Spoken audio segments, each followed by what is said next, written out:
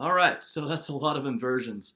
Hi, I'm Corey, and today we're going to be talking about drop two inversions on the guitar. And this is another concept that I really enjoy. It kind of allows us to play all over the fretboard. We come up with lots of different comping ideas. We're able to approach it more like a keyboard player might approach comping. So what I just did is a 12-bar blues using all these different voicings for the guitar. Okay, so drop twos, what are they? You don't even have to call them drop twos. These are just dominant seventh inversions. And all the seventh chord families have them. So we can have inversions of major seventh chords. The dominant seventh ones I just showed you, minor seventh chords. All over the neck. All these different chords. Even minor seven flat fives. All these different seventh chords, we have inversions for them. So you can play all over the neck. And again, these are all inside of your major scale patterns, okay? So this is going to be more of an advanced video, but hopefully you can get something out of it. It does take a while to get these all down, but it is so rewarding once you get it. This also helps with improvisation as well, because you can see the structures of these seventh chords all over the neck. So let's start off with what a drop two is, okay? So in a closed voice, it's dominant seventh chord. Here's a C7 chord, okay? I have C, E, G, and B flat, okay? Now, that's not very comfortable to play, nor does it sound that great in that location. The guitar, based on its tuning, has to have different voicings of chords than, say, a pianist would use, okay? And so drop two basically means I take the second tone from the top. So I have C, E, G, and B flat, right? So the second tone from the top would be my G note, and I'm going to drop that an octave. So this G goes down to here, okay? Now this B flat is way out here, so we're just going to find that same B flat in the same octave. So this is the same note, right? Doesn't matter what string I played in. I can play it here, here, here, or there. It doesn't matter where I play that B flat. It's still B flat. So I'm going to pull that B flat to the B string, and then I get this. And this looks very close to what you have if you play an E dominant seventh, E7 chord up here. Okay? So here's my C7. All right? So we have to go back to chord tones because this is, the better way to look at it. Okay? So if you think of, in this case, G, C, E, B flat, if you don't know a lot of theory, you have no idea what that structure is. If I want to play that on an A flat dominant seventh, now I have an E flat in the bass, I have A flat, then I have a C, and there's my G flat. So every time you move the chord, you'd have to remember all the notes. You should know all the notes, but I think it's easier for most people to start off with the intervals, because this is 5, 1, 3, flat 7, 5, 1, 3, 7, 5, 1, 3, flat 7. No matter where I put it, it's the same interval names. Okay? And so one important thing to think about on the guitar is every time you learn a voicing, you've learned 12 of them. Okay? And this goes back to that cycle 4 idea. If I want to cycle 4 this chord, I have C7, F7, B flat 7, E flat 7, A flat 7, D flat 7, F sharp 7, B7, right? You're going through the whole cycle 4 to practice it. Okay? All right, so let's get to these inversions. So this is on strings 1, 2, 3, 4, 5, 6, 2, 3, 4, and 5. Okay, so I have the same chord can be found in the top 4 strings as well. Okay, so if I want to find it, listen to that. Same exact chord voicing, but it's played differently with the fingers. All right, so it looks different, but it's exactly the same. It's kind of like you can play your D chord here, you can play it here, or here, or here, or here, or here.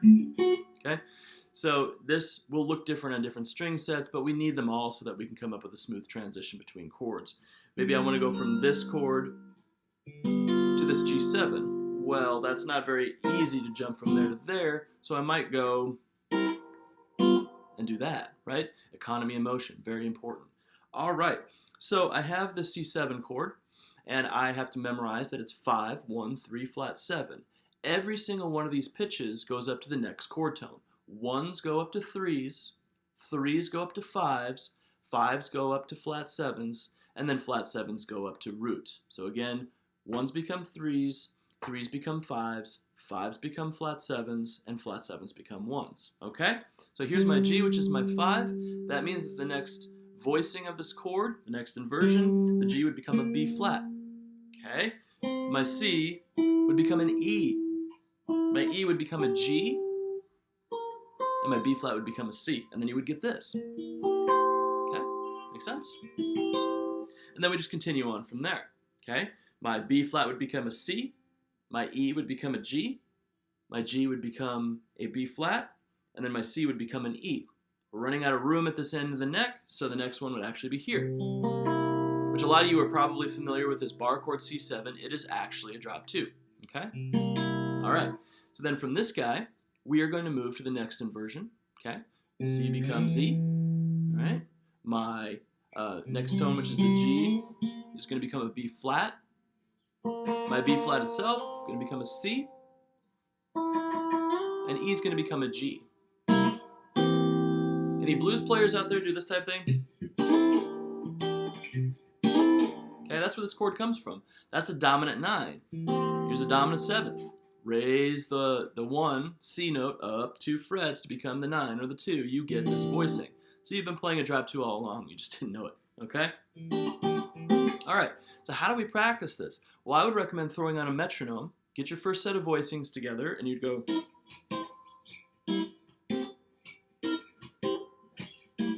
Okay? Just go round and round and round and round and round until they become nice and easy for you. Okay? Next thing, you're going to cycle for this. Okay? So you would do C7. You could start off here, C7s. And then I go to F7s. F7, F7, F7, F7. And then I go to B flat 7s. B flat 7, B flat 7, B flat 7, B flat 7. And then I go to E flat 7s. You're running out of room here. You could still play it, right? But, you know, you might want to move it up here. Okay? After E flat 7, you're going to be going to A flat 7, which would be played like this. After A flat 7, you're going to go to D flat 7. Now the D flat 7, since this is your D flat note, the lowest one would be this one, okay? Good. And then next would be the F sharp, dominant 7th, F sharp here, then we have F sharp here, and F sharp here, and F sharp here. Then we'd go on to B7, which would be played here, here, here, and here. Next we would go to E7, which could be played here, and then here, and here, and here. All right? And then from E7, we would go to A7. Open A7 is one of your drop 2s, actually, okay? And then we move that up the neck. I would play the octave just to round it off, okay? After A7, we'd get a D7. Your lowest shade is here. Move through those. After D7, we go to G7. The lowest inversion actually has the open G string as our root. And then you're back. All right, now let's talk about what to call these. Most players are not going to know what drop 2 means, so we have to develop a language that is going to make sense. Okay, taking our C7 that we did first, okay? All right, so we have the root in the bass. So this is your root position inversion. Don't call it an inversion, because what is exactly inverted here? Nothing. So it's just root position, drop 2, C7. Cool. All right. Now, if the third is in the bass, this is called the first inversion. First inversion, C7. Now, we do have other first inversion C7s. This is a drop 3, so they're not all drop 2s. This is our first inversion drop 2, C7. If our fifth is in the bass, this is now a second inversion drop 2. And if our flat 7 is in the bass, this is our third inversion drop 2. Okay? So what I would recommend doing is learning these all cycle 4. Okay?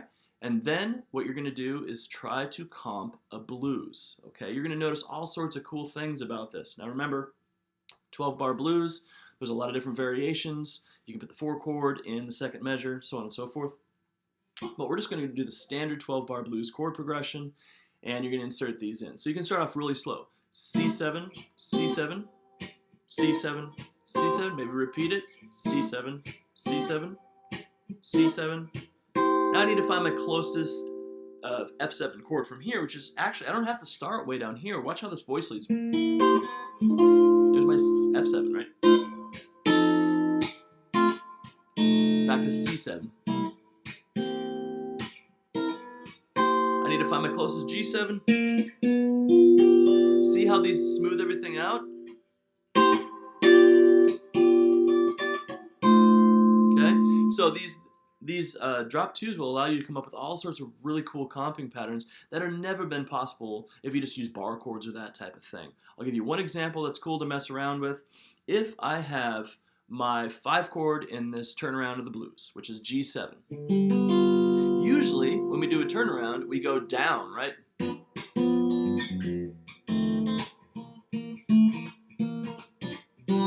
What about going up? We can go up now. Watch this. G7.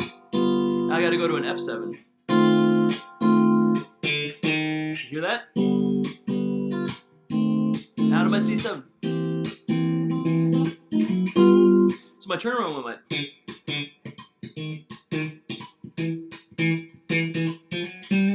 all chromatically. That's kind of a cool turnaround.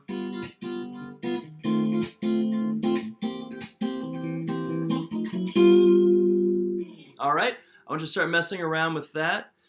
Next, we're going to talk about applying this to major 7th, minor 7th, and minor 7 flat 5. All right, have fun. God bless.